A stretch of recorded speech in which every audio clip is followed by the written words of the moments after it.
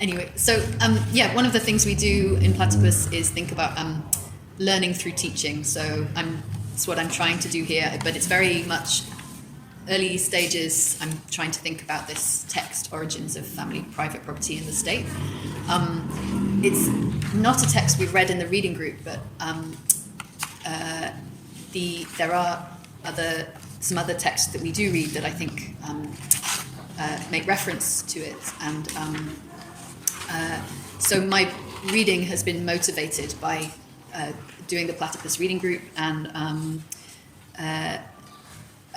my curiosity about the text comes from there. I think particularly about another short text we read by Juliet Mitchell from the 1960s called Women, the Longest Revolution, which is a really great exposition of the women's question from the 1960s.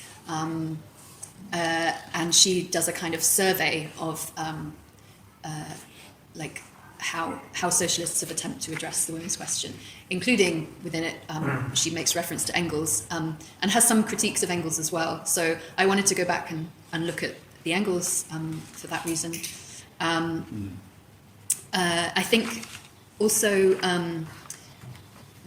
there's this first sentence in the Communist Manifesto, all history of hitherto existing society is the history of class struggles, which Engels has this footnote to, which he makes that, and he says that is all written history. This is a this first sentence always has fascinated me, and within this footnote he is also making reference to Origins of the Family, Private Property in the State, and but I think there's something specific that he's pointing to here with written history, which is the question of civilization. There are two different meanings of the word history. Okay. There's history as in what happened, and then there's history as in what people have recorded. Right. There's the act of history is the discipline of recording, that's something you can read. Yeah. And there's this history is in one sense history is by definition written, and in the other sense it's just whatever happened. People did it. But I think there's something more than him saying provisionally what we have evidence of. Maybe there is that aspect, but it also seems to speak to me to the question of civilization. I don't know. Maybe. Another I think little paragraph that I'll just read at the beginning. Because it's one that Juliet Mitchell also refers to in her text, and this is not from Origins of Family, Private Property in the State, but it is a paragraph from Marx's Grundrisse, and I think it actually sums up a lot of the spirit of what Engels is doing as well. We had conversations over the last few days about Richard brought up this kind of spirit, sort of idea of Engels versus Marx, but I'm reading Engels here as being. I didn't say that I believe that. No, I said people have said that. People have said this, but I'm reading Engels as being in agreement with Marx. So Marx says in the Grundrisse, the ancient conception in which man always appears, in however narrowly national, religious, or political a definition, as the aim of production, seems very much more exalted than the modern world, in which production is the aim of man and wealth the aim of production.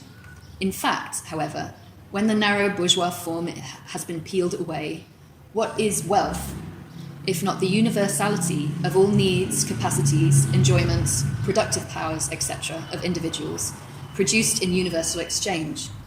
What, if not the full development of human control over the forces of nature, those of his own nature, as well as those of so-called nature? What, if not the absolute elaboration of his creative dispositions, without any preconditions other than the antecedent historical evolution, which to make the totality of this evolution, i.e. the evolution of all human powers as such, unmeasured by any previously established yardstick, an end in itself? What is this, i.e. what is wealth, if not a situation where man does not reproduce in any determined form, but produces his totality? Where does where he does not seek to remain something formed by the past, but is in the absolute movement of becoming. In bourgeois political economy, and in the epoch of production to which it corresponds, this complete elaboration of what lies within man appears as the total alienation and the total destruction of all fixed, one-sided purposes, as the sacrifice of the end in itself to a wholly external compulsion. Hence, in one way, the childlike world of the ancients appears to be superior, and this is so, insofar as we seek for closed shape, form, and established limitation. The ancients provide a narrow satisfaction, whereas the modern world leaves us unsatisfied, or where it appears to be satisfied with itself is vulgar and mean. So, yeah, that's Marx. So I have just like a few notes, and then we'll open up for discussion.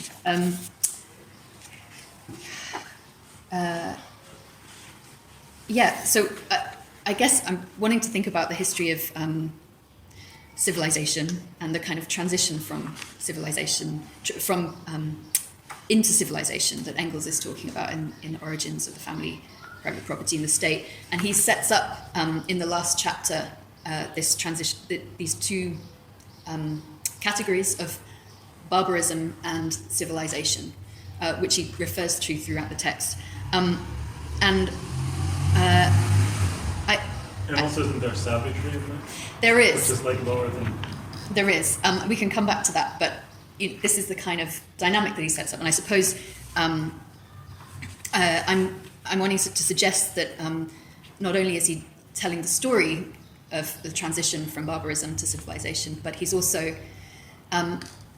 in the same spirit as this paragraph from Marx that I've just written, providing a critique of capitalism, in the sense that he's saying, we have this familiar phrase which may have been coined after Engels, but I think he would agree with it, in socialism or barbarism, right? So the idea of socialism emerging in the era of capitalism and providing an alternative to capitalism has cast the rest of human history in a new light for Engels. And so, as with the Marx paragraph, this idea that capitalism is barbarism, maybe the entirety of civilization is barbarism, and therefore maybe what we think of as barbarism actually appears as more civil, more civilized. So this is the kind of dynamic he's setting up, that this might appear to be so.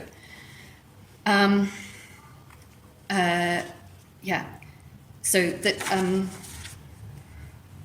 that capitalism is the highest stage of civilization so far, and yet also appears as barbaric. And this is a kind of a new problem, maybe, in modern society, which was kind of maybe recognized, and for those who've been in the reading group have read the Rousseau, Rousseau was already recognizing something of this, but maybe had reached a higher pitch by Marx and Engels' time, as the constitutive aspect of modern society, wage labour, had come into social and political crisis, when men and women of the Chartist movement were making a demand for universal suffrage. So that's just kind of a context, I think, for Marx and Engels' writing. And I think today as well, I sometimes feel, in a sense, we're still living in Marx and Engels' time, but it feels even more so that even on the left, that it would appear as if it would be preferable that civilization itself had not happened. We have this sort of sense of it has been one long history of barbarism and oppression. And so the idea of the agricultural revolution appearing as counter-revolution, that it instituted new unfreedoms, both slavery and the subordination of women in the domestic sphere, and that the freedom of a state of nature, where humanity is not in contradiction with its surroundings, and indeed at the same time entirely subject to nature, appears preferable to the freedom to elaborate and transform oneself. So I think we need to kind of understand why that might appear to be so. But the question remains, though, that if it feels from the present that those who appear to want to change the world actually would prefer if no change towards civilization has happened, this is also like a problem. And so I think we're still faced today with the question: does the story of freedom in history matter at all? And Engels is kind of admitting this, but conceding nothing, in the sense that whilst the text itself recognizes this loss from the state of nature, it's also the story of wealth, and wealth in society as producing freedom.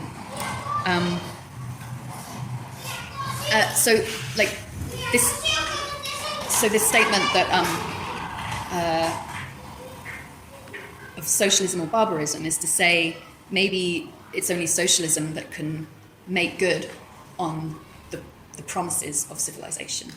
That it's only in the struggle for socialism that civilization might actually be realized. This is the kind of dynamic I think he's setting up. But also within that make good could appear to be a return on the higher level to the freedom of the ancients. And he's taking this idea from. It doesn't need to be Engels saying this. That there are other people kind of making this point, in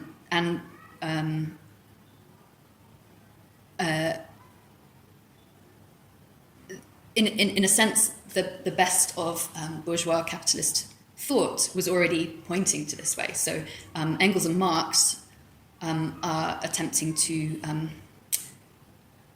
take up categories of bourgeois thought in order to show how they point beyond themselves. They're providing an immanent historical dialectical critique of both bourgeois phenomena and the emerging struggle for socialism in capitalism to help clarify the problem of what it would mean to struggle for socialism. And in Origins of Family, Private Property and the State, Engels and Marx, because he's drawing on Marx's notes, are taking up some of the best investigations of 19th century anthropology, bourgeois 19th century anthropology of Morgan and others, and using their categories to show that their perspective points beyond something. I think Morgan was the one who studied the Iroquois. Yes. So the Iroquois are the native people who lived in upstate New York, and he was an American, so not that far from. Yeah, he's. I think even a Republican member of the New York State Assembly in the 1860s, and at the same time doing this study of the Iroquois. And indeed, like the last quote we have on here, Engels is basically just quoting Morgan, so I won't read it out, but he's basically he's referring to the imagination of the French Revolution to talk about the possibility of returning to the freedom of the ancients on a higher form, like that might be an ambition, and Engels uses it to conclude the text of Origins of Private Property and the State. I think this idea of like a critique of the bourgeois. So you think that socialism will be a revival of liberty, the liberty, equality, and fraternity of the ancient gens. Gentes, yeah. Okay. Yeah, and this,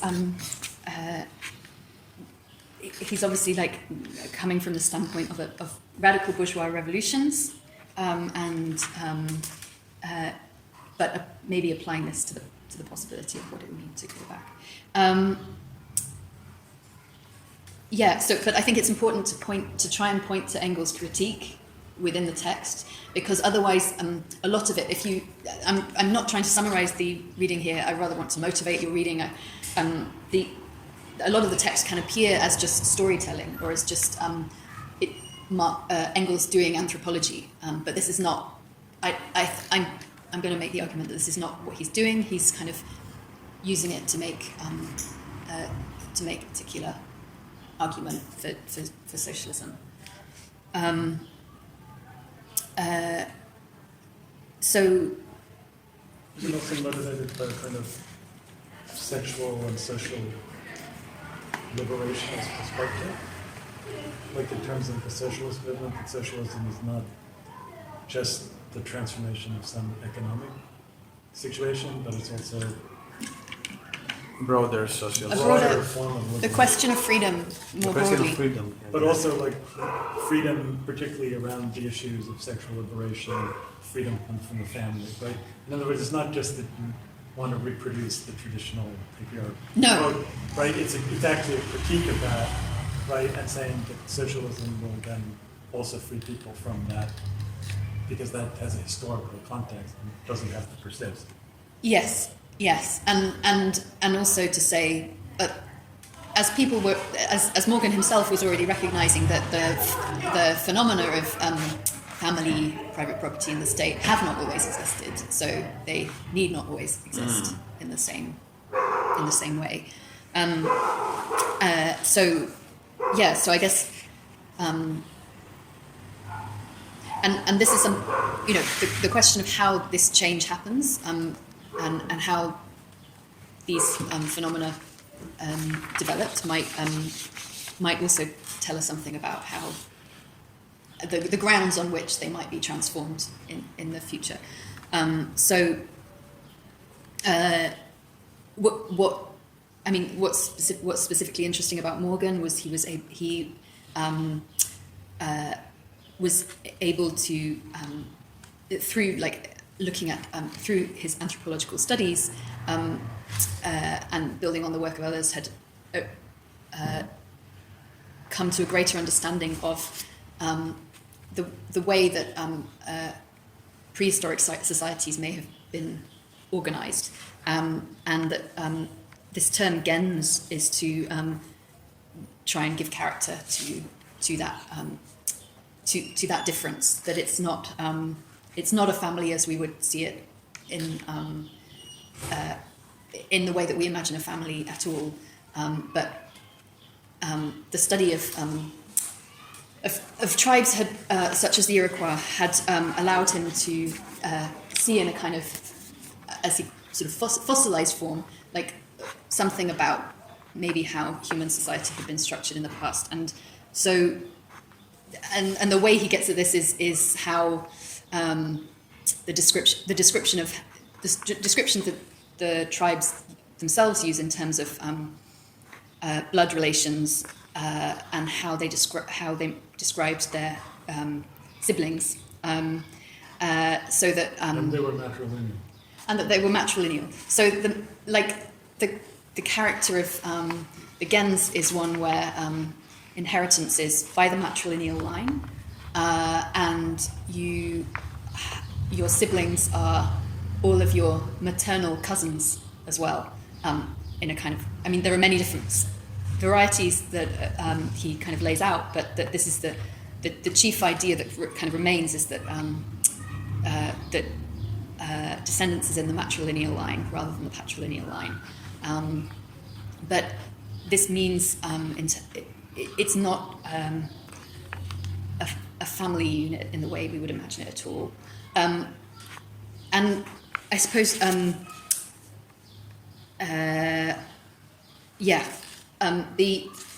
so this is one. So the transition from gens to family.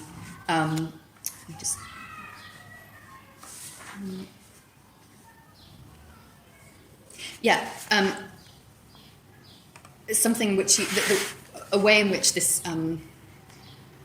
or the basis on which Morgan himself recognizes this transition happening is in the context of the agricultural revolution. So there, kind of retrospectively, a new need had developed in the course of the agricultural revolution as societies began to settle and farm for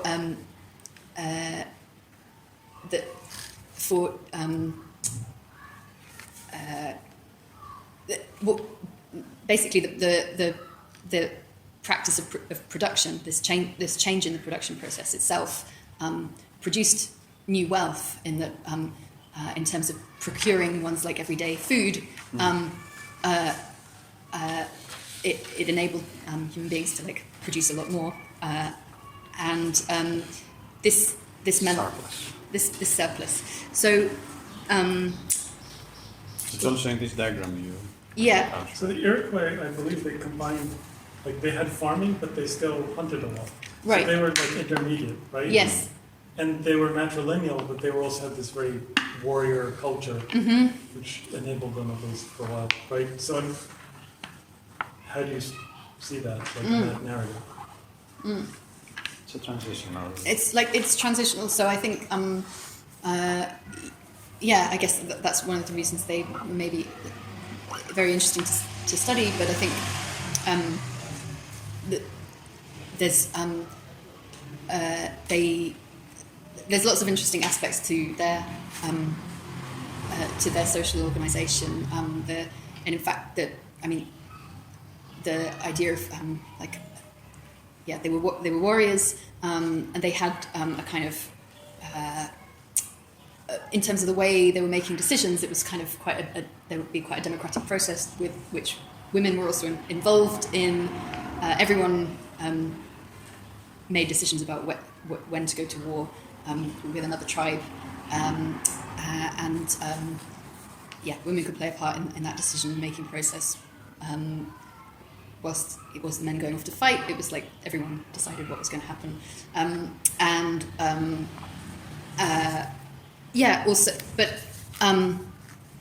So this is another aspect of the kind of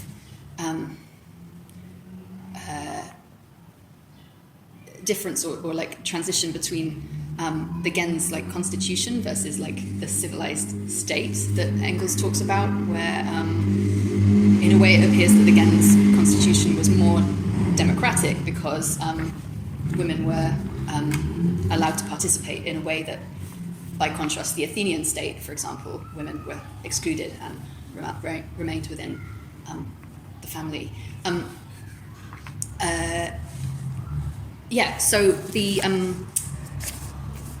You have.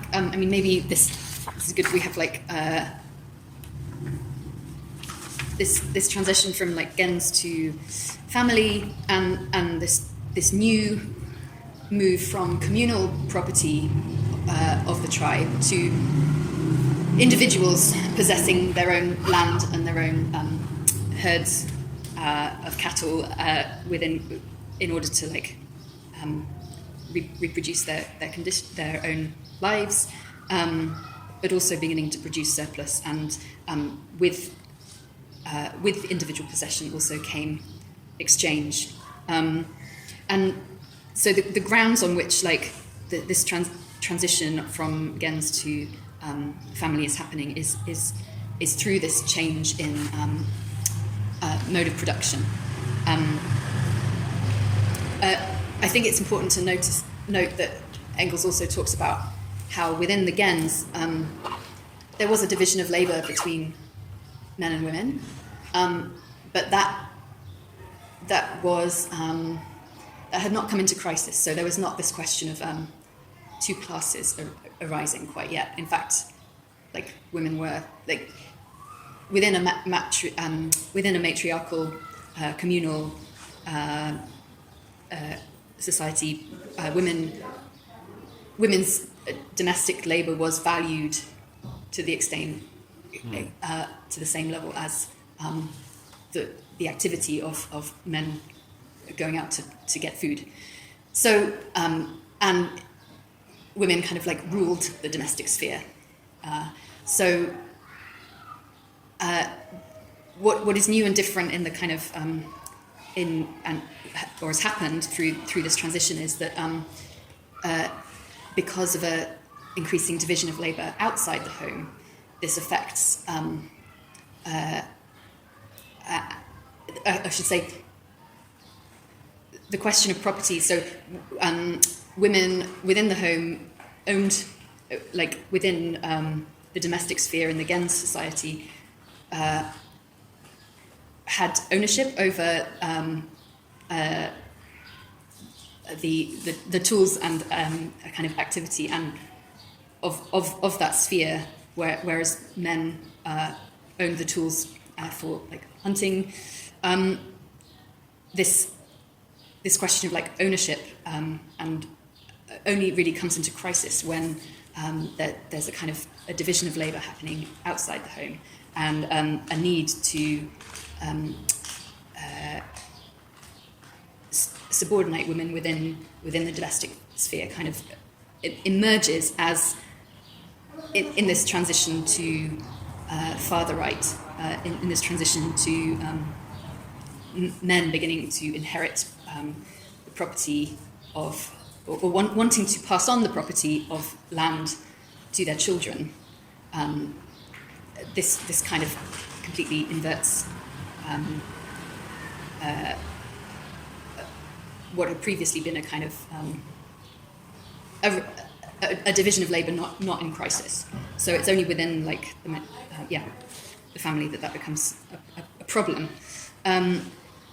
So, Lucy, the domestic sphere became less important, and So because of the public sphere became more complex and important, and that was dominated by men. Yes, because of a kind of traditional division of labour that had. So before agriculture, men are hunting and women are gathering. Gathering food. Is that right? And then agriculture presumably would be begun by women. Women originated agriculture. But then agriculture leads to male supremacy.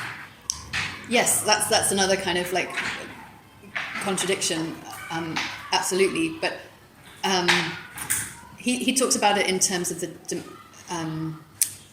so that there's this kind of division of labour, but because women's domain had previously been within the home, because the procurement of food outside the home was already to a certain extent man's part in the division of labour, where enormous new wealth occurs in that sphere that has a transformative effect on the relationship. Okay.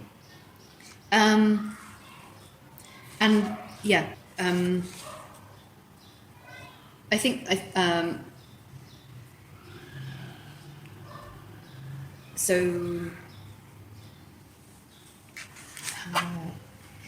and along with this like emergence from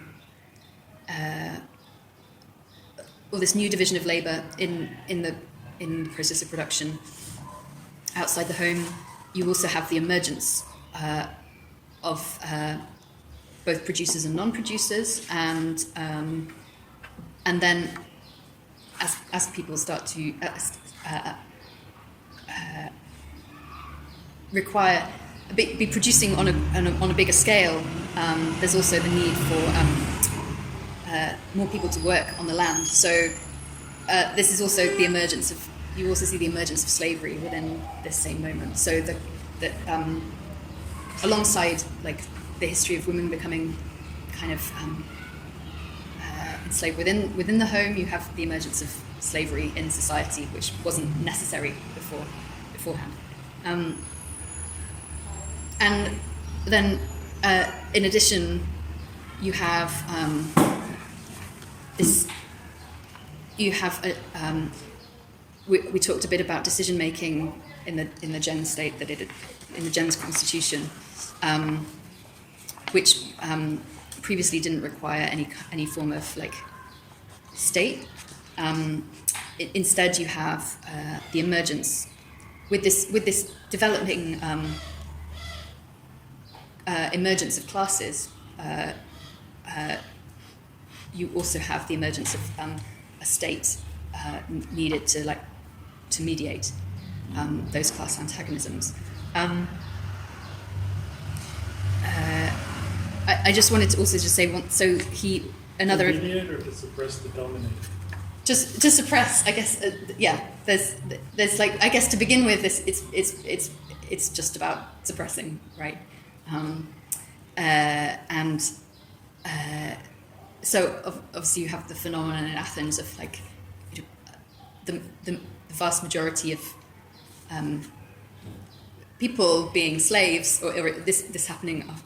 I mean, we talked yesterday about this quite a bit, but and Richard can also like help flesh out things a bit more. But that you had this mass that needed to be kind of managed somehow, and the polis was a way of doing this. So, but at the same time, this new wealth was able to produce a forum within which political matters could actually be discussed. So, yeah, we can think about that. I suppose I'd just point out one other thing that he talks about. He has this term mother right versus like father right in terms of inheritance.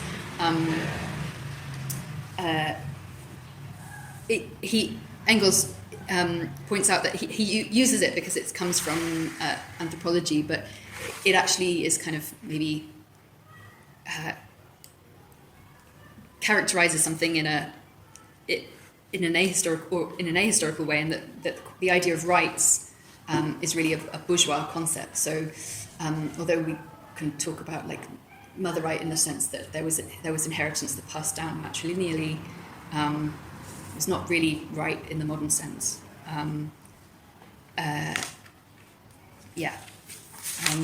So I don't know. We can talk more around these terms, and maybe, I don't know if this has been helpful or not. But I guess I've got a lot of questions that we could discuss. But I'm generally interested in like how far. Okay, so one thing further to say is, I guess, how far does Marxism go in addressing the women's question? Is one of my questions. And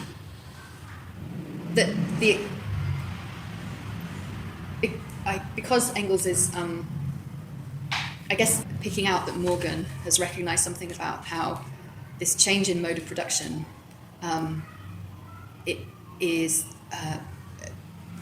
produces these new forms of social organisation, private property, family, and the state.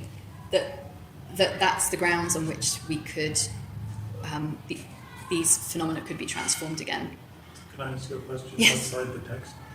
So when you say Marxism addresses the women question, or question of feminism, whatever, like how much do you think that it's the same question now in like the 21st century versus when Engels is writing? Like, do you think that there's a basic continuity in the situation?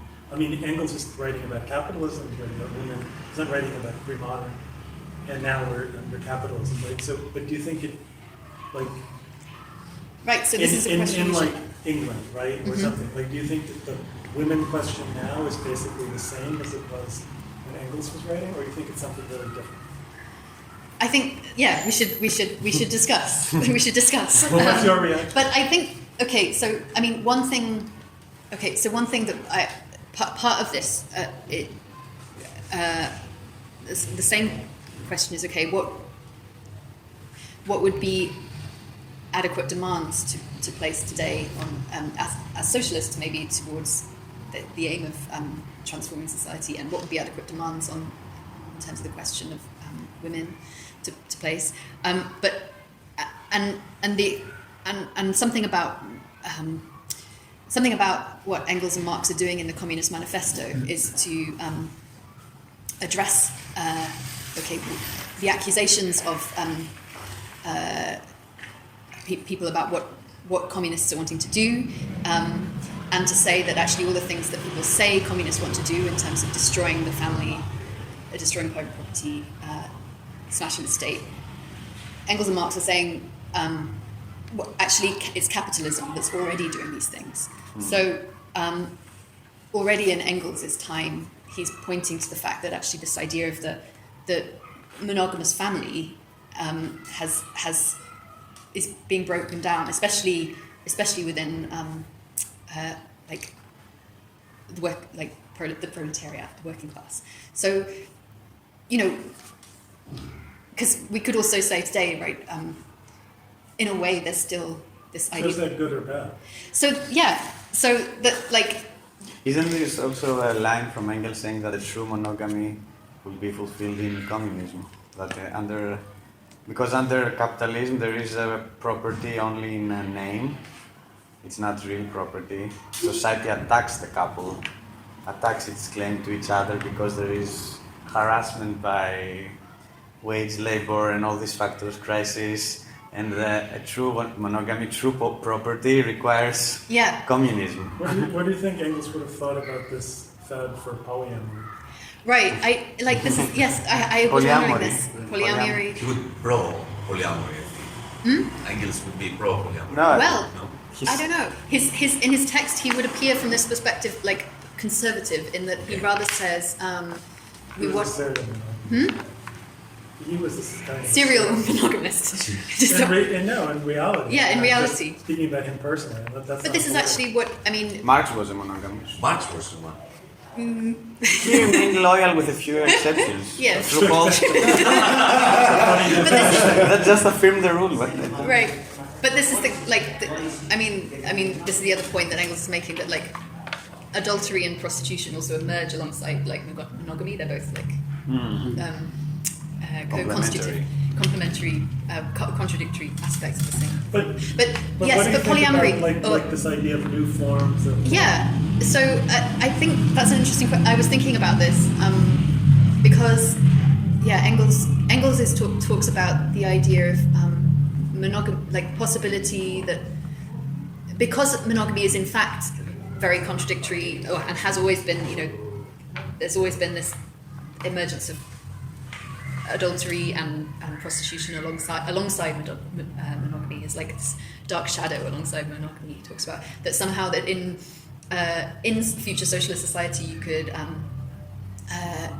could fully realize monogamy, and I was thinking this might appear to a certain extent conservative today, but then I was also thinking about the Juliet Mitchell text, because she, from the standpoint of the 60s, she's kind of exploring the same questions, but talks about, and she explores different aspects of the women's questions. So she's very keen to kind of like explore it both from partly, which I'll come to, her kind of critique of Engels is that he's a communist. But so instead she is trying to address different aspects of this question, from production, reproduction, sexuality, and socialization of children, and say that like as is already happening in capitalism, in reality, like families are not monogamous. There are broader kinship groups within which children are being brought up, and maybe that could be recognized in some way. So then, but now, like 50 years after Juliet Mitchell, like that's become so commonplace that the question then becomes like, in a certain circumstance, well, like what do we do with that? Like it doesn't feel like it's a liberation. It doesn't feel like a liberation, and mainstream. It's mainstream, somehow. And so ethical non-monogamy. This is like another term, like recently. So we can certainly say that these are all. But that doesn't feel so threatens like a capitalist order. It doesn't. It's like it's a new form of. It doesn't. It feels like a discontent with monogamy in a certain sense, but does it change anything? I just want to say that during Engels' time, the socialist movement was full of experimentation already. Mm-hmm. They were trying communal forms of social forms. It's not as if during the 20th century we discovered the possibility of a variety of sexual life. So he also criticized those who fetishize a one-dimensional confrontation with bourgeois monogamy, thinking that because they are against it and they perform differently, they can overcome it that easily. He's saying that they just adapt to new forms of private property, but basically following the same rules. And I think since then, things haven't changed so much. Basically, we're still monogamous, even in Western societies. and we struggle with the same issues. I just want to bring this perspective that things appear that have changed a lot, but they were bohemian people and experimentation back then. And also today we have not moved too much away from monogamy. We care if our partner betray us and things like that. We are still, it's not as if our society we have overcome this problem, this need to fulfill the property of ourselves and others. Yeah. Even polyamory people, they have admitted that discussions that they feel harmed or betrayed or sad when the polyamorous partners are not there for them. So they may have 5 people in a polyamorous relationship and no one would be available, and they feel abandoned and harmed and sad, as when your partner, one partner, abandons you. I mean, it's... But if you're abandoned by 5 people, that's fine. I have 5 partners, no one wants to join me. Yeah. No. Yeah. It's yeah. I mean, he does also say he wanted to address some of Fourier's statements and also like experiments within the text, but he didn't have time. So yeah, he's also trying to address. He would have liked to address this kind of thing you're bringing up, and yeah, I think recognizing it's not new is also part of it. And I mean, Engels is also provisional at the same time. He says, perhaps it's about realizing monogamy in another form. I think it's worth taking that view seriously, but also he's sort of saying we don't know, but we know it's going to be radically transformed. So yeah, we don't know, but I don't know what other people. It seems to me very clear that we have found in late capitalism ways to solve so many problems, except private property and what we do with amorous relationship. And this discontent of amorous relationship is more real than ever. I think it's stable. You can say it's a stable part of civilization that feels discontent because of love relationships. I was wondering if we can find the edifices of this kind of thinking on behalf of sexual relationships on Courtney love. If we can on Courtney love. On Courtney Love. Courtney Love. Courtney love. Singer. Singer. Courtney love. Oh. Courtney. Oh, sorry. You mean like chivalry or no? Like the Yes.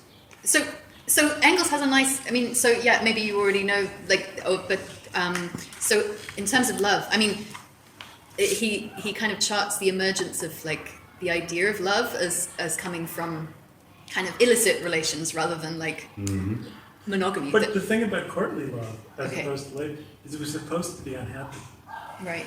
right? Which is like a different aspiration. Like part of our unhappiness with like the general sexual environment of like postmodern capitalist society, it's like because we all aspire to be happy, right? Not to like a tragic, illicit, hopeless love that is part of a symbol for religious longing, right? That's the difference, right? It's like it's not about like finding happiness. It's about Accepting infinite longing, right? Like part of like our unhappiness is the sense that we can't find the happiness we feel is owed to us, I think. Like we're supposed to be happy. We're supposed to be in a relationship and be happy. And when the time comes for the discourse about negativity and all the negative feelings inside the relationship, we lose the battleground. Now we have to separate. Now that the discussion starts, generally you think that you have to split at the time that when the discussion is necessary, you find this as problematic already. That now we start discussing all the time. We started having problems. But you think about like earlier generations, like not even that far in the past, and they would have not thought about that. They just would have said, well, we're married, that's it. We're just staying together. Right? They would just accept that, and they wouldn't think like, oh, I'm not happy, therefore maybe I should leave. Because they wouldn't see that as an option. So this is a new Good old freedom, also. Good Albini. Good old days. But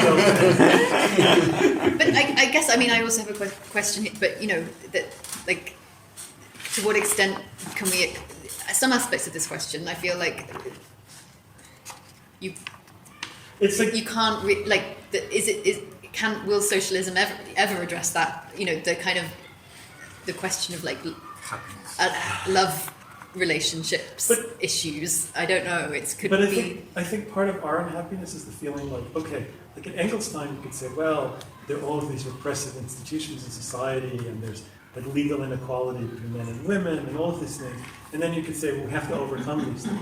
And then, like, say, the last 50 years or so, like particularly since the 60s, people feel like more and more of these obstacles have been taken down, and there's more and more freedom given to people, and people feel like, okay, now we should be happy. But people aren't happy. It doesn't feel like, it's like objectively you have the freedom, but it doesn't feel to people like they really have freedom. That to me is like the sense of... To women for sure. So you say more? Yeah. I mean, like the obstacles haven't really been removed. Yeah. That- At least for all of us. Which obstacles are you thinking of mostly? Which are the biggest obstacles? Anything that has to do, I mean, maybe legislation is, we are supposed to be equal, but in essence we're not. Both financially, we're talking like polyamorous or I don't know, like relationships as we know them now, and I think we all talk about them from the standpoint of men, from the standpoint of white men and Western men. In what sense? Or an example, if you can share. Yeah, I'm not sure again. It just feels like that. I'm still a bit Processing. in the first of your questions. I think, I mean, like, okay, so I think definitely since Engels' time, in some ways, you know, women have the right to vote, Yeah. which is like pretty great. Right to The divorce. very fact that we don't need to talk about this issue for men, it is something that we need to like acknowledge and. Yeah, women's question Like, is still an issue. If the women issue is the same one as the one it was or it wasn't when Engels wrote, or again, it's something that it needs, for me, it is very vital to be acknowledged that there's not such an issue when we're talking about men. We don't even perceive women as political subjects in the same sense. We have removed half of the population when we're talking about political subjects. Actually, the response to you, it would be one of my points pro a feminism that looks the side of men at this time, because I think that we are left out of this, and we are not at the same shit as you, but we feel the same problems in what regards our performativity to the other sex. For example, to play the man is as controlling as to play the woman. So the fact that the woman looks at me and thinks that he knows something, it's the same problem as the opposite. So in the level that I have to perform my masculinity, I have the same problems as a woman, I think. Yeah, Ioanni, I agree that these are the two versions of patriarchy that I usually meet. One, it says that we have patriarchy, one hypothesis, we can discuss it. What patriarchy does, it harms women more.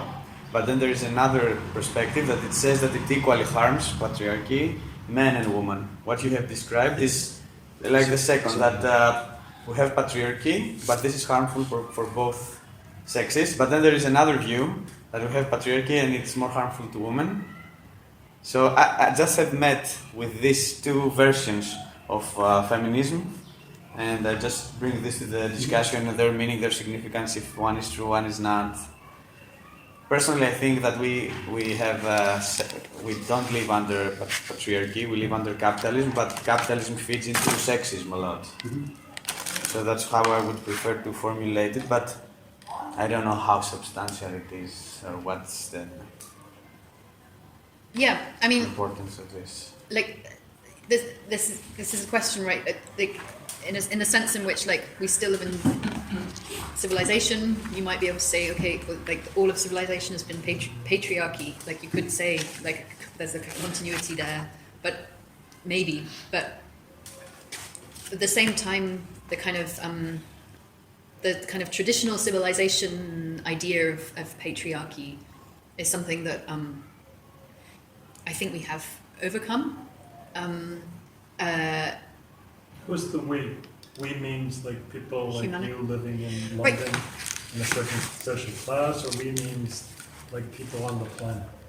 Well, it's a bit like the point you made the other day. Okay, not everyone lives in democracy, but But people aspire to democracy. people aspire to. But that's a big difference. I mean, because like actually, like lots of people are not living under democracy. It's just that there's a lip service given to the notion of democracy. Can I read just 3 lines from the Communist Manifesto that I just remembered in Google? The bourgeoisie, wherever it has got the upper hand, has put an end to all feudal, patriarchal, idyllic relations. So, wherever the bourgeoisie has got the upper hand. But I think, but I have to say, I think by that Marx actually meant something different. I think he meant by patriarchal, not men over women. I think he meant Religious. He meant like patriarchal, like a basically like a certain type of relationship, like of men, as opposed to like the capitalist. It's sort of like the feudal lord or the scruss, you know, The patriarch, he's saying the feudal lord, the patriarch, he destroyed this kind of lords wherever he took the upper hand. No, I think it's a good question, but the question is like probably when Marx said that, I have the sense he imagined it like, you know, the landlord, the country squire with like the peasants who, you know, doff their hat, that kind of thing. But that was the basis for patriarchy, as we know it. And I have another question that would be, when we speak about capitalism, do we mean only a system of production or something that it has been subsumed in the language as we speak? So is it something outside of us or it's in the same foundations of language as a system of exchanging symbols? Is it capitalism also controls us in the way that we talk and we exchange between us? Because I think that it's more clear than ever that we play ourselves as if we were factories of production, of dreams, of you know, like for all the production of wealth through Facebook is your unconscious desires, your fulfillments, your dreams, So I think this is capitalism is also in the way we try to resolve the problem, in the language we use to communicate something. I think Marx assumed that even since the 19th century that it's a subjective problem, capitalism. I think this is also why one of the reasons I'm like not sure that Engels is economist in the way that Mitchell thinks, but I think in a sense, because she thinks because Engels' main point within the text is because as women have been excluded from the social. Sorry. So she has a more psychoanalytic interpretation. What she's saying, not exactly at this. What she's saying is that Engels and Marx are not addressing the different aspects of the question this question of like the social in all its kind of manifestations.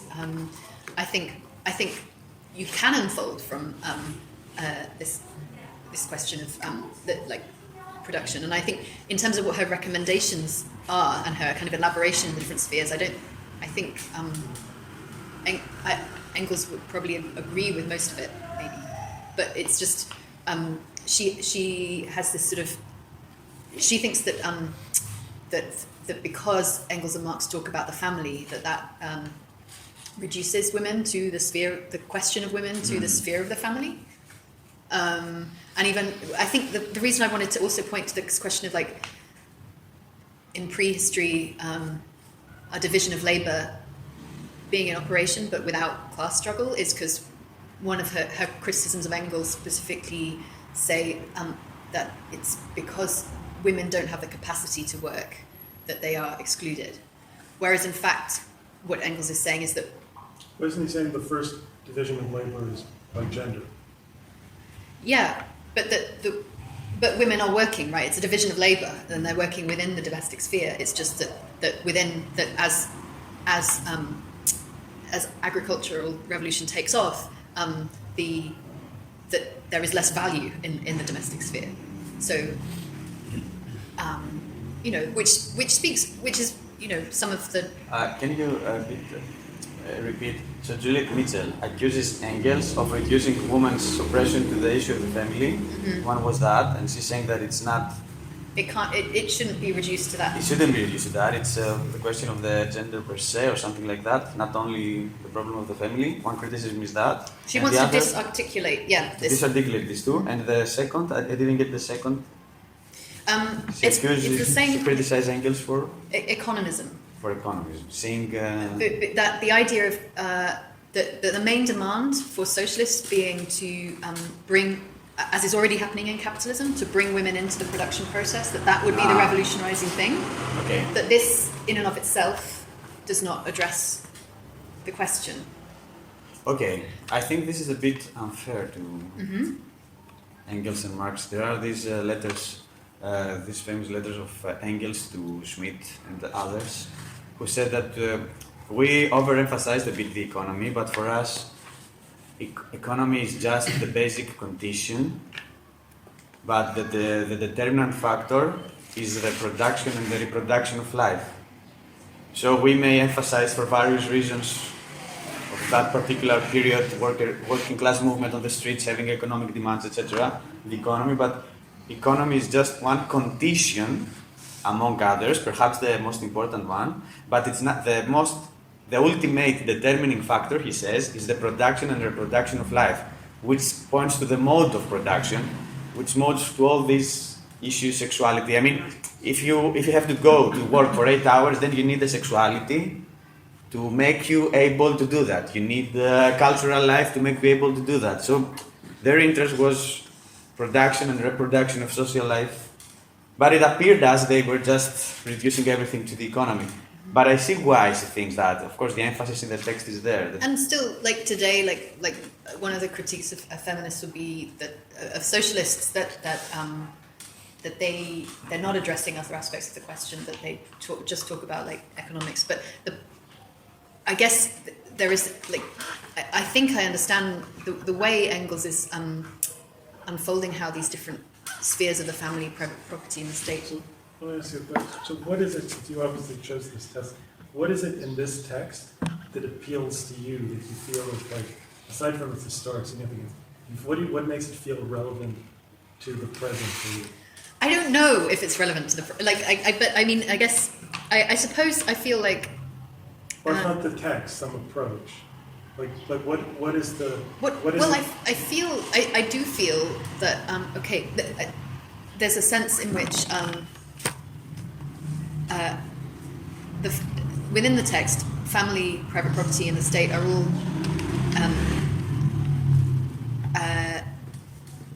become co-constitutive of each other. They all emerge through this other transition in the mode of production, but they in turn have to be seen as interrelated. And so the question of how to overcome one area of life would entail overcoming the others. And I think this is missing from today. So, like, the question of like overcoming private property and the state as being necessary grounds for like the emancipation of women would So what does emancipation for women mean in that context? It means obviously more than just juridical equality. right. What does it mean? Like what is your sense of like imagination of that emancipation? So, yeah, it's difficult. But I almost feel like that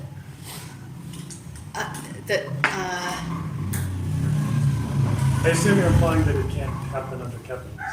yes, that I feel like women's emancipation.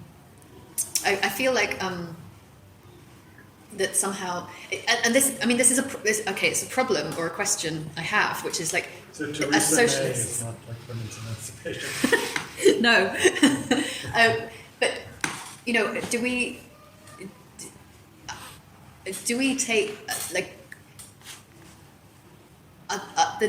like overcoming private property in the state might be the necessary grounds on which one could imagine.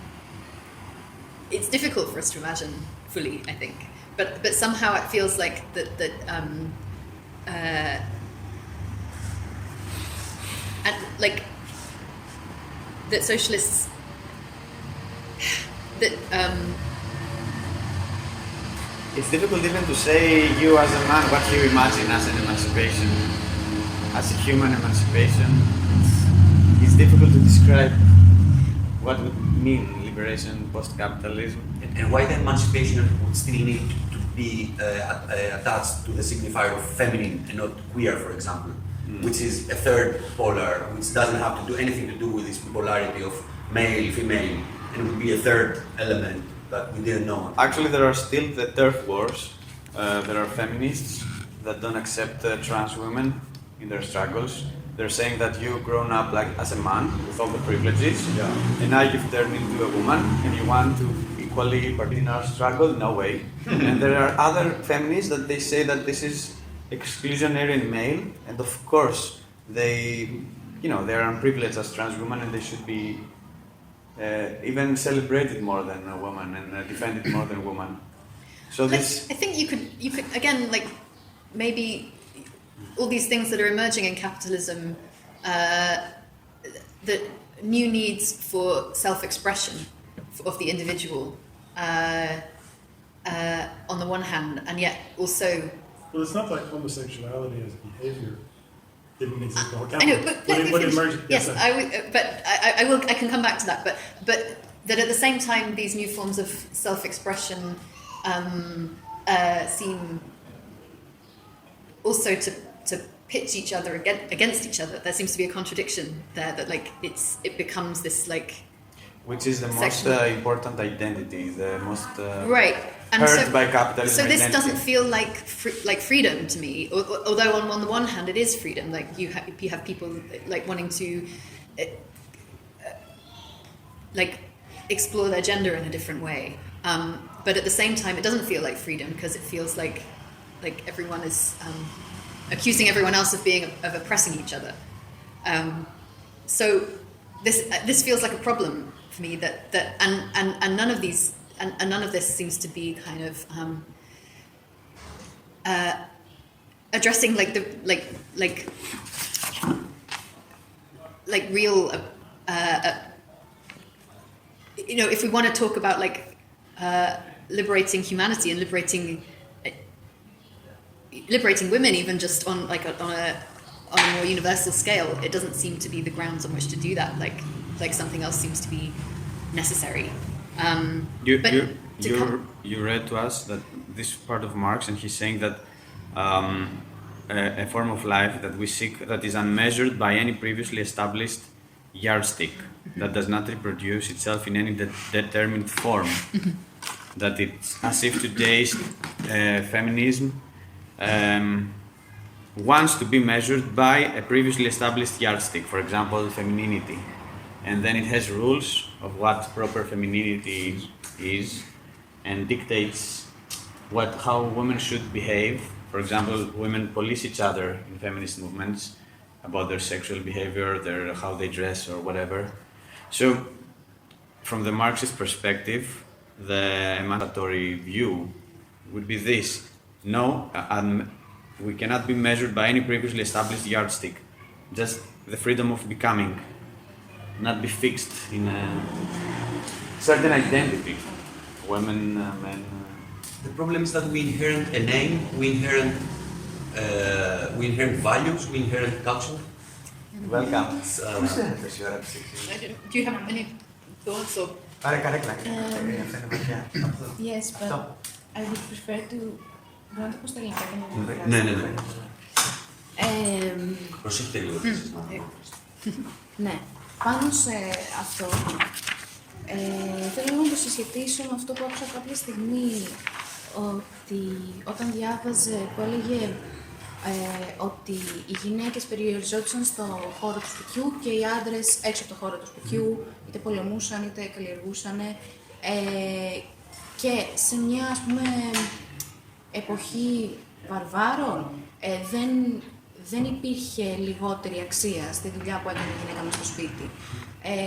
Και αυτό με κάποιο τρόπο, ας πούμε, το θεωρούμε ως ένα πρότυπο για το μέλλον. Αυτό δεν κατάλαβα. Δηλαδή, μια αντίληψη ότι το αντιλαμβανόμαστε ως κάτι καλό και αυτό δεν είναι περιοριστικό. Και συνδέεται άμεσα με αυτό που είπατε, ότι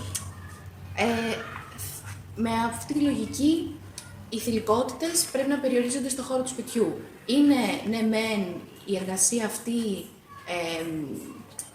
την αντιμετωπίζουμε ως ισότιμη, ας πούμε, με την εργασία έξω από το σπίτι, όμως είναι περιοριστικό. Γιατί μια θηλυκότητα μπορεί να μην ενδιαφέρεται να εργαστεί μέσα στο σπίτι, μπορεί να ενδιαφέρεται να κάνει πράγματα, δραστηριότητες έξω από το σπίτι ή πράγματα τα οποία δεν σχετίζονται με αυτό που θέλουμε εμείς να συσχετίσουμε με τη θηλυκότητα. Άρα είναι εκ των πραγμάτων περιοριστικό. The issue raised is if this period before civilization, where the domestic and the public sphere were equally valued, is this for us like a goal to achieve again? Because that would mean that women should be limited in the domestic realm. Of course, that's even if it is equal to the public realm, this is still very oppressive, repressing. So the Marxism does not aspire to a return to this situation before patriarchy and civilization, but wants to overcome the division of labor, actually gender itself, as a determining factor in your life. I guess that's the... Absolutely. Yeah, there's a problem of dialectics here, because on the one hand you have a specific, a concrete, a historical situation and an understanding on this situation that you may have in your mind that a goal for this maybe is to equalize the domestic and the public sphere, like some hundreds or thousands years before. And maybe it's true or false, this, but the other aspect of dialectics, it's like the becoming.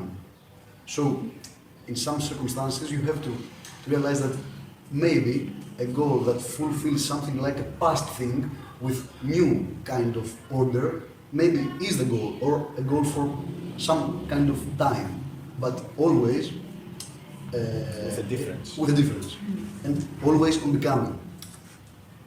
So, okay. By overcoming something, you're not returning to the past. It may appear so, but you will return with a difference. And also, when you want to have a better wage, for example, you do not fulfill some kind of purpose of socialism, for example. You just live in a certain reality, and you feel, and you thinking politically, you say that it's good for us now to be in this situation. But okay, this is now. This is why. Doesn't fulfill it. This is why, at the same time as we can recognize some loss in terms of like moving for women in terms of mother right to father right. In fact, the whole history of civilization could also be seen, and is indeed, women's greater liberation, because in the prehistory you are subject to nature, like in another sense, you're identical with nature. That like you have not, the idea is you don't have the ability to maybe reflect on your own activity in the same way and determine for yourself what you want to do. So in fact, this I was emphasizing before the kind of the loss, but in fact it's both. And so this question of transforming again, we would. I mean, what Engels is saying is sort of honorable or civilized about like prehistory is entirely like about recognizing that it was not always the case that women were subordinated in human history, that it just has not always been the case. But they were restrained in the domestic realm, they were restrained. Even if it was valued equally. Absolutely. So capitalism liberated or shifted this restraint, but then in a dystopian manner, proletarianized. It made Yes. women equally proletarian, equally suffering, or I don't know, equally. We can discuss that. But if there it's was equal like or great freedom, in women being able to enter the workplace. This is indeed a great like freedom that needs to be kind of built on further, and that's actually the grounds on which. I'm talking about wage labor. Wage Of course, labor. women were like, I mean, in the Middle Ages, women were doing. Yes, I mean women have worked throughout history, but like in the fields like in serfdom, but that actually there's a great unifying aspect to the category of wage labor for men and women that it itself is liberatory and is the other reason within why it is the grounds on which Marxists would seek to transform society further, because indeed, in fact, in the workplace, it's where women and men are actually brought together under the same wage relation. Wage labor presupposes free contract, free exchange, so it wouldn't make sense for capitalism to work through this kind of form of slavery for women. Wage labor, its whole meaning is that you voluntarily are into contract with the capitalist to enter into production. It's based on the free worker and free contract. So the free worker can still be discriminated against. Yes. Yes. So this free worker can still like one category of free labor, whether gender, race, or anything else, can earn overall lower wages, and that can still be compatible with capital. Yeah, I mean, So the fact that they're both free labor doesn't mean that they become inherently doesn't make equal. it equal in and of itself. It's formally absolutely. free. It's formally free, but also it's a form of domination with various. But that would be true for all labor. I'm just saying that even within the category of free labor that is exploited by capital, or that is free, that the same free labor can be. And indeed, part of this problem of capitalism, like the reserve army of labour, unemployment, continuous unemployment, is that if a new set of workers enters working sphere, like this presents and is willing to work at a lower wage, this is a problem that would need to be that would create resentment among the existing workers, and people would need to be organised in a way and struggle for equal wages in order to not only for the sake of equal wages, but to sort of push for something further. Because But isn't that part of where Julian Mitchell's criticism is coming from? That like Engels' narrative doesn't account for like differential rates of pay of men and women or something under capitalism, or is that not? She talks about that elsewhere. It's less about that in Women the Longest Revolution. In Women the Longest Revolution, it's about making sure that these different spheres of production, of reproduction, of sexuality and socialization, children are all kind of recognized as needing to be grounds on which to fight the question. But still, at the end of the day, she does agree that they're being. She seems to agree that they're all being produced by the problem of the crisis of wage labor. Yeah. You said before something that I think it's the most crucial thing to deal. I just want to emphasize what you said before, that there is unemployment, surplus population, and work. There are people who are willing to do your own work with less money. Even with no money. Even with no money, etc. So it's the workers who see each other under this condition as enemies, and then they try to attack them with every possible means. For example, Greek men, immigrant men. Greek men, Greek women. I wanted to point out exactly the same. Let me also say, this is a bit provocative. Greek women, Greek men, as inherently toxic masculinity, and let's devalue them also.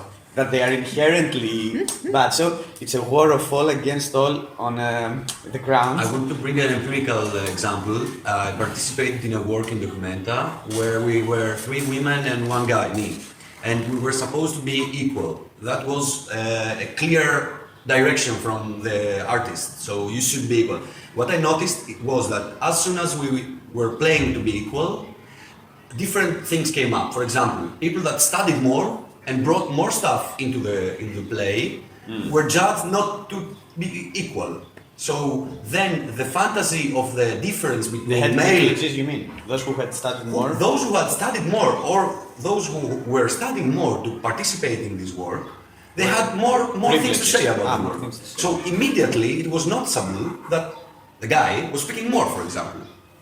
So that's another thing, how knowledge creates power, and this is also another historical change in the societies, how this factor of knowledge... The problem of measure. You think that the idea that knowledge creates power is a modern phenomenon? It seems to me that it's a very old idea that people who have knowledge use that knowledge for power. I don't think Which is not a male or female characteristic. Well, knowledge could be, it used to be a male. Until historical moment, I mean, if we speak about Europe. Yes, of course. Study everything. This gets to, I mean, Mitchell is also very keen on like the realm of education as as being transformative even within capitalism for women. But yeah, and it also comes to this question of, okay, what demands would we make on capitalism today? Because, yeah, one thing that is, one could both, that you could imagine a society where women were more able to both like leave and re-enter education at different points if they were wanting to have children, or there's a kind of without the financial fear of loss, and that that they would lose out somehow through doing this. So maybe this could be a grounds on which you could. To give an example of like the change in like what equality means. So in the early part of the 20th century, the woman Emily Noether, who was one of the great mathematicians. Emily Noether? Noether, Noether,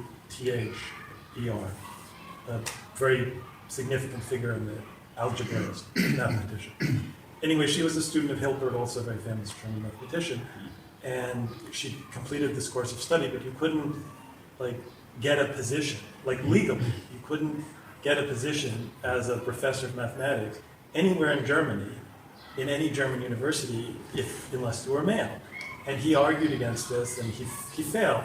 And he said at one point, gentlemen, we're not a bathing establishment, right? Like, you don't have to segregate men and women because it's ridiculous. We're talking about teaching mathematics, and I know this woman is qualified, and this is like an irrational, right? But nowadays, if you were to have a discussion about, say, women and like mathematics or physics, the discussion wouldn't be about like, should a woman have a right to pursue that, or should she be treated the same way? The question would be, well, why is there such a gender imbalance, right? So it raises a different type of problem. It raises the problem of like some explicit exclusion, some principle, right? Because Hilbert isn't saying, well, like the argument isn't, well, you should have as many women as men, which would be the way the problem would be phrased now, right? That, well, if men and women are equal, then you would have the same number, or roughly the same number, doing the same things. Right? Jordan Peterson's argument. The whose argument? Jordan Peterson, As opposed to just one, as opposed to a woman should have the right to do it if she wants to and is good at it. Also, I've read some statistics that in more patriarchal societies like Saudi Arabia, there are more women in, for example, in the IT, computer staff work, and as a percentage, they're like 20%, whereas in Norway, that it's more equal, less patriarchal, there are less women in the computer. The woman who just won the Fields Prize, which is like the Nobel Prize in mathematics, is from Iran. And the article was claiming, I don't know, of course I don't know if it's true, that because in Saudi Arabia, situation is worse for women, they feel more insecure, so they want to be in more successful business fields. So they try to become, skillful. Whereas in Norway they're more relaxed and they would not care so much to go in a specific industry that just complementary to what she said. I'm not sure. And I remember the comment at the Platypus Convention with Barbara Dorn about like giving birth, right? So this is a woman. Yeah, in Frankfurt. In the This wasn't Barbara. This was. conference. Yeah, but you were speaking. Yes, but it was Ursula. Ursula. That's right. It was Ursula said. Well, you tell the story. Which bit of the story? The part about having like, kids. about there was like this whole argument about feminism. Yeah. And this woman, like I guess sort of middle-aged, older, and she said, so very, very militant, like Trotskyist, very orthodox, and she said like I would not give up the experience of having children. For anything, and like, right. So it was like this funny kind of thing, like this sort of militant leftist, like defending her own right to be a mother. We have that in Platypus Review published, right? And the context is that some academics said that to become a mother, it's an oppression of patriarchy. In fact, it was something I raised at the time. No, it's a great experience. I wouldn't like to miss it. So it's something I've thought at the time. I was sort of, I think I had some like science fiction idea of like, I was just posing it as like an idea, of science fiction idea, where like in the future, like men would be able to give procreate. And that maybe that. But that's happening now because of transsexual women who they're quote men or they're men, but they have wombs and they get pregnant. Yeah. And they give birth, and there's a whole thing. So yeah, this was why I was raising it. But is this really, okay? But I suppose we did have this conversation in Platypus afterwards about, this kind of technophilic idea of like how to address like the women's question, whether it's adequate to, there's something to be said for.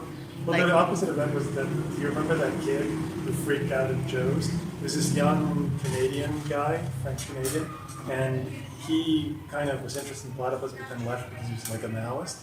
And his whole thing was that like a true communist needed to oppose birth. I think a true communist should provide opportunities to have children without the motherhood being necessary, if possible. But motherhood could still be an option for those who want to. Right. So, like, it's different than maybe the Mitchell rules. seeks to kind of disarticulate reproduction from the socialization of children to make the point that you could recognize alternative kinship structures where children could be raised that wouldn't necessarily have to be by biological mothers. The deep web, the dark web. But at the same time, like you could also I guess it's also like that women are also oppressed in today's society by the fact that they have to put off having children for like financial reasons, and if they had more support, having a child when you're 19 would not be seen as ruining your life in the way that it is in the like bourgeois sense, like. Yes. Right? That you could enter education later and not be stigmatized for it, or like not be disadvantaged in terms of like competing, or being able to realize oneself. But it has this. I mean, I was thinking back to Jensen's talk yesterday about like life and in Hegel, and like this capacity to like that women's like unique capacity to give birth to life. That's kind of an essential human condition, but it also appears as like this burden, and I guess one would want to struggle for both, like enabling women to realize this capacity if they wanted to, but also not if they didn't want to. That both could be. Biology shouldn't be a destiny, but it could be a choice. Right. Whereas now it's more of the sense is like biology is a destiny. It's a identity. But a lot of like Mitchell's concerns are also that socialists in the past have somewhat almost got to the point of like reaffirming the family, reaffirming this Do you think that's still true? Like I don't know. I don't think so. Maybe. Like in the circles you know. Since you know what circles. No. What's the question? I didn't- So in Mitchell's time, she's concerned that there's this kind of that the ideology of the family has returned to even to like socialists as kind of as being the kind of a realm for like that could be just preserved or I'm not saying it right like I would have to pretend Like her argument. strengthened, or there was a good thing. That was somehow like a good family- thing. Like family is a good thing. And Yeah, I'm just trying to think that like socialists or even like the political leftists, we're talking about political left. We are born, we are brought up, we are educated, and we work and we socialize in capitalism. So again, this whole idea of how family works or of how marriage works, or it's already in us in a way. I mean, it's not like we are in a bubble where, or an island that wasn't affected by capitalism. So the way social relations or love relations or marriage relations work is in some is affected, is brought. This is true, but also the capitalism that conditions of these phenomena changes itself continuously and feeds off the change. Yes, For example, feminists in the 30s were against capitalism because it wouldn't allow them to become mother and form family. They had to work, they were poor, so they couldn't sustain a family life.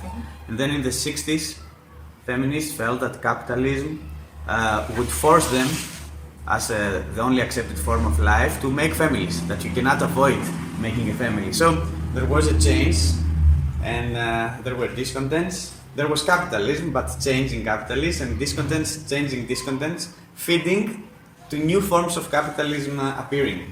So you have to, Mitchell is trying to address that, and is saying that socialism should allow myriad practice flourish, and Like not imagination, try. I was also thinking of the concept of imagination, like the fact that we can't really imagine new forms, like radical new forms of. It's always this yardstick of capitalism that we have as a yardstick for everything, basically. A measure for And we like the real emancipation would be this one to try to think. I know Yeah, exactly. because- This is what I think about. But so how would one create the grounds on which one could imagine something different? And Yes, no, of course, you need to. For Mitchell, that's about like, and for Engels, it's about overcoming private property, overcoming the state, the social, like bringing women into work, and the socialization of domestic work as well, which was attempted by the Bolsheviks, but within one country and A poor destroyed country. a poor destroyed country. This Devastated. was not could not be sustained. But somehow that this material change might contain the possibility of imagining something else is the idea. Today it's the opposite. We think that we need to change the mentality or how people think, how people are express themselves, and that would change gradually social conditions more. So if suppose we had somehow miraculously already gotten rid of private property in the state, do you have some imagination or some sense of like how one would proceed in terms of like reorganizing interpersonal life? Like just in terms of a sense of a desire or a sense of like an intuition, right? I mean, obviously, like, do you have a sense of the direction one would go? I mean, yeah, it's a good question. I feel like. Like once we're supposedly not constrained by capitalism, so we're not talking. Like, do you have a sense of like, okay, what do we want, right? Like that's the question I often wonder about people, because I feel like people have a lot of discontent. But sometimes you ask them, well, what do you really want? Like, what would you ideally want? And I find people can often not articulate what they really want. This is why we need unconscious in the battle for socialism together with us. You think the unconscious knows what it wants? No, Maybe the unconscious wants to be disciplined. Maybe the unconscious wants to suffer. Maybe the unconscious wants to... Here you are. Here you are. Marxist politics are exactly distinguished from other politics on the basis of this. They do not dictate to people, they do not form a vision of what is more desirable, and then it says people, I want to recruit everybody, let's go there. It says, let's politicize the world today to remove obstacles that are artificial in our individual chaotic pursuit of happiness. That the fact that we cannot explicitly say what we want and how to achieve it, let's remove barriers and let's try to live without artificial burdens. Okay, you have a barrier here though that you cannot overcome so easily. Imaginary identification, the stadium of the mirror states in Lacan. It's a constitutive form of alienation. You cannot overcome how you perceive others through an internalized idea of your body. You need to internalize an idea of your body to have a self. Yanni, I agree, but then what do?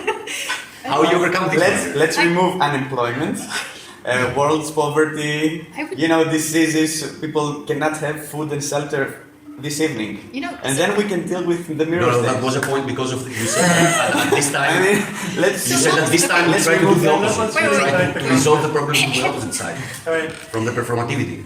So, Marx had this imagination of fishing for 8 hours and sleeping for 8 hours and reading for 8 hours. Being a philosopher. Something like this would be good, and women would want that too, right? And in a sense that maybe it wouldn't be that kind of what about not things like that? For example, people we have these panels on platforms about sexual freedom, right? And it's always genuine sexual freedom requires overcoming capitalism, etc. But what I often wonder is okay, what do people really imagine? I know that people feel this kind of frustration, but I think okay, what is it you would imagine as your vision of a sexually liberated society? Yeah.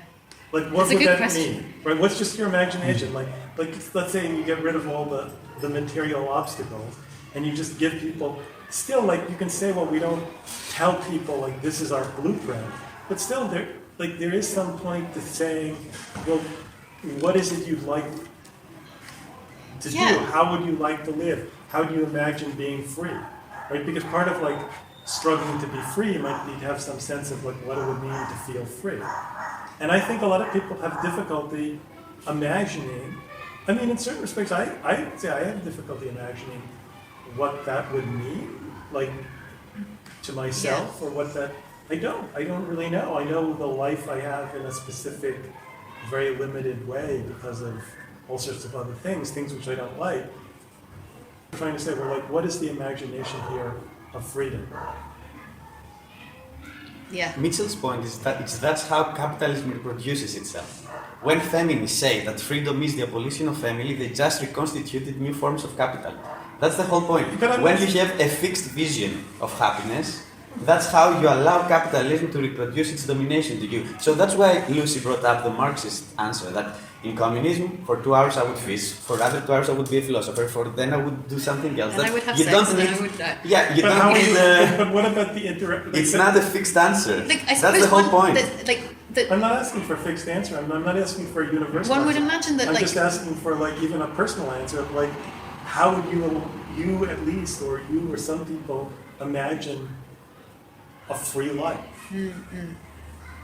Without having to answer to this kind of questions, to be relaxed and spontaneously live my life without necessities that continuously destroy me. And I will discover what I want then. Yeah, I will discover what I want then. Also that somehow you would be able to relate to another and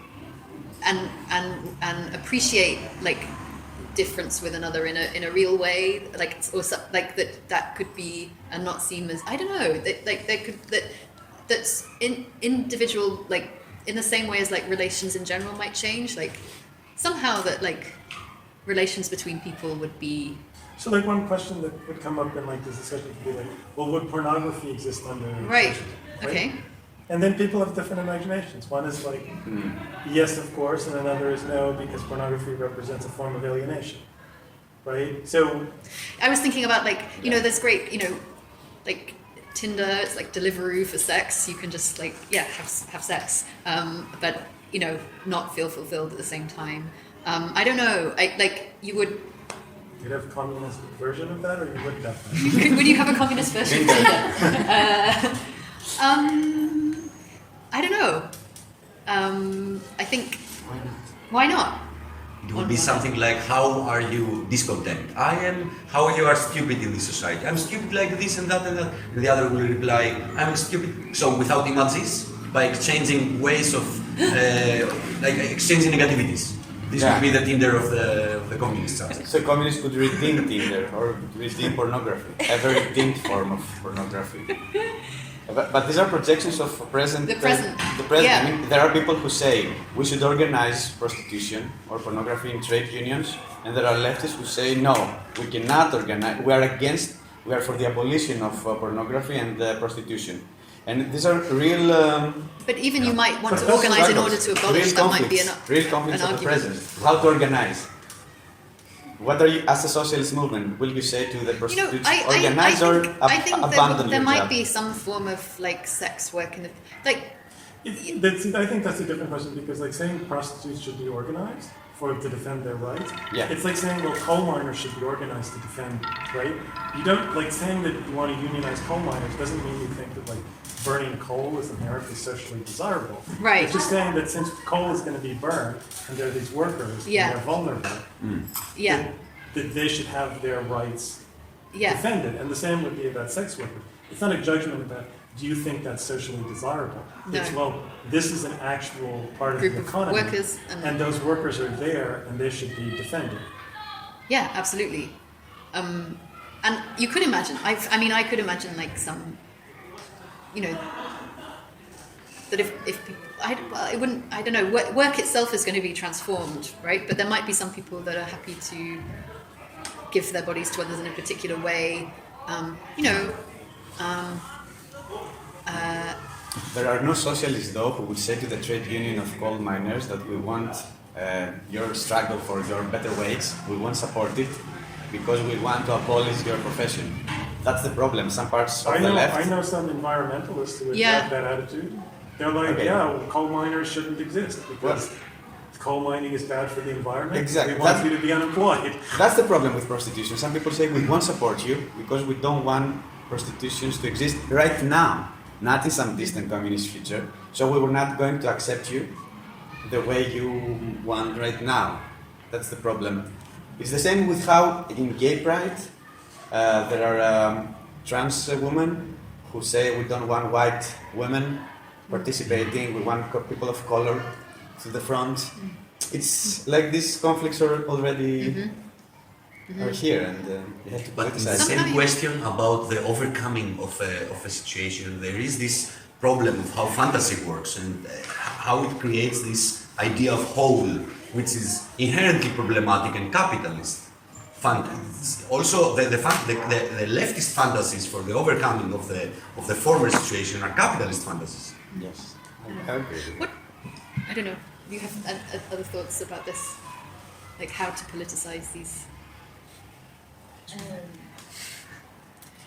I had a thought, but it doesn't have to do with feminism so much. About the question you made for desirable in society. I think that something very important is to the fact exactly that we should organize ourselves in communities. We should choose what can be sustainable in society, not as an order from somebody, and it has to do with being spontaneous, and about the situations every time. Something like that. That's my thought. that in a future society we could be truly spontaneous? No, that we could. The only way to be spontaneous is to organize ourselves in small communities. How can I say? And not. Να μην λαμβάνουμε, ας πούμε, εντολές από κάποια εξουσία οποιαδήποτε μορφής, όπως κράτος. Γιατί πάντα μια εξουσία ορίζει τι είναι σωστό, τι δεν είναι σωστό. Ποια εξουσία δηλαδή μας ορίζει σήμερα να έχουμε προφίλ στο Facebook? Ποια εξουσία? Ποια εξουσία? Ποιος λέει έχει προφίλ στο Facebook? Υπάρχει κάποιο υπερεγώ τέτοιου τύπου? Wait so that I can translate the question and then you can also say it in English. So that the precondition of freedom and to be spontaneous, you need to remove organizations like the state, etc., that dictate or restrain your activity, and then spontaneous free activity would rise. And then Ioannis said that there is no spontaneous free activity because we are in the chains of language, and language needs to make sense. And an example for that would be Facebook, for example. Who commands us today to have any profile or any avatar? There is no master figure that says you have to have. Maybe there are a lot of master figures saying exactly the opposite. You shouldn't have, it's bad for your health, you lose a lot of time, you're not productive. Maybe we hear these voices, but there's no master it's our voice. alienated freedom. So wait, It's the norm, I think. It's the norm. It's a new norm. To have a profile. Yes, so And it's a form of sociality. yes, it's something that is created from a, let's say, community. It's a norm. Which makes us free to have or not to have. I'm not on Facebook. I'm not. Everyone I know, almost everyone I know is on Facebook, and I don't want to be on Facebook, so I'm not on Facebook. Αλατριωμένοι. I mean, it's an extension of the public sphere, I guess. For some, Really? is It's it? just a sort of extinction, I think, of like a pseudo-public sphere, or Pseudo. a private. It's like Yeah. all these like A private. substitute for public. Yeah, it seems a substitute. Okay. So it's not. So would what? Yeah, I don't know. Would we? So I didn't understand your point before, though. So were you saying? That the freedom, it will reveal itself when you remove organizations and forms that dictate your life. You just, like the state or other kind of communities that dictate the way we should live, with norms, etc. That freedom would have preconditioned something like that. I'm not sure if I... No, I didn't mean that we can. I don't think that we can remove communities. I mean, είναι, ας πούμε, μέσω συνελεύσεων, μέσω τέτοιων ομάδων. Ναι. Έτσι το εννοώ. Ναι, ότι τώρα κυριαρχούμαστε από δυνάμεις στις οποίες εμείς δεν συμμετέχουμε ενεργά. Ακριβώς.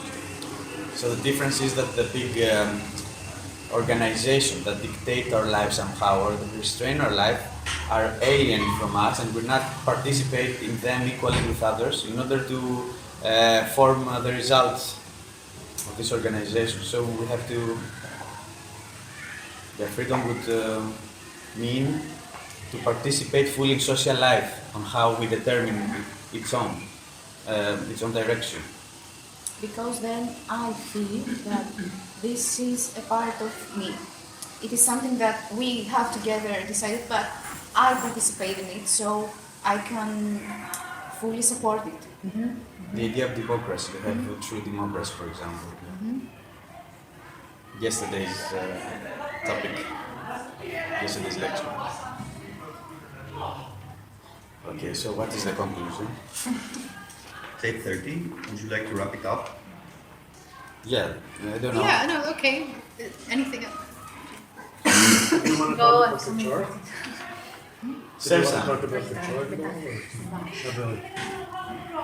I brought it as a tool, and I added some. I mean, we use a version of this in the reading group to talk about capital in history, meaning from the standpoint of capitalism, looking at human history, And then I added more notes specifically about this text for me to kind of think about. But I think, I mean,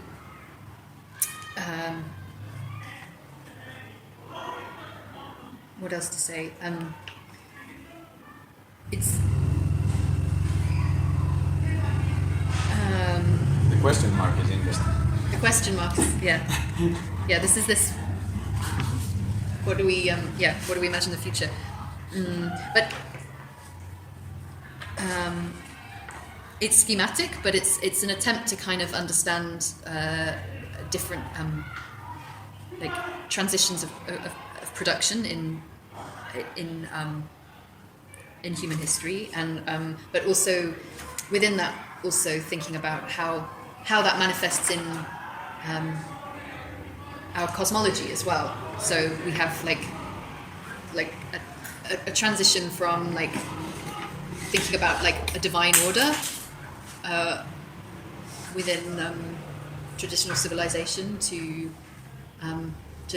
okay, we have the continuation of religion, but it doesn't mean the same thing. It's like it's a More subject.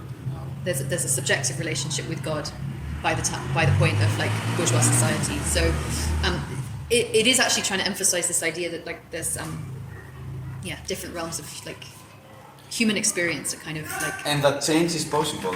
and that change is possible.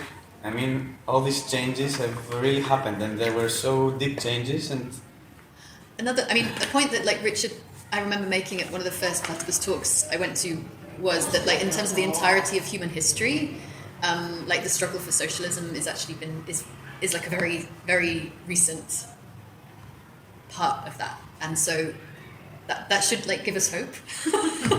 I think maybe. Was that your point? 4%. 4% of human history. Yeah.